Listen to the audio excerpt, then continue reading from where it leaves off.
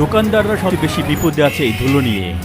যখনই কথা বলছি আমার মুখ ধুলোয় ভরে যাচ্ছে, মাঝে মাঝে থু ফেলার সময় আমার মুখ লাল কাদার মতো হয়ে যাচ্ছে, যেটা চরম বিরক্তিকর। এখানকার অধিবাসীরা অনেকেই ফুসফুস ক্যান্সারে আক্রান্ত হয়ে মৃত্যুবরণ করছে। মাঝে মাঝে যখন আমি এইভাবে ঘামি, আমার শরীরের ধুলোগুলো ঘামের সাথে মিশে গিয়ে কাদায় পরিণত হচ্ছে। এখানে ঘাম একটি ভয়াবহ ব্যাপার।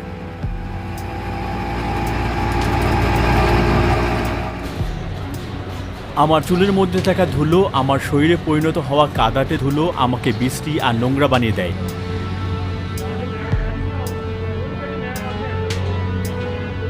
এখানে শ্বাস নেওয়া মানে প্রতিদিন 15টা করে সিগারেট খাওয়ার সমান। আপনি দেখতে পাচ্ছেন বিল্ডিং থেকে যে পানি বাইরে আসছে তা সরাসরি রাস্তায় নর্দমায় গিয়ে পড়ছে। এটা আসলে নর্দমাও নয়, কারণ নর্দমাগুলো মাটির নিচে থাকে সাধারণত। আমরা এখন বাজারে জনবহুল স্থানে, এখানে সর্বত্রই নর্দমার বজ্র। জীবন থেমে নেই, সব জায়গা থেকে মানুষ বের হচ্ছে। এখানে পয় নিষ্কাশন চলতে থাকে, জমে থাকা আবর্জনা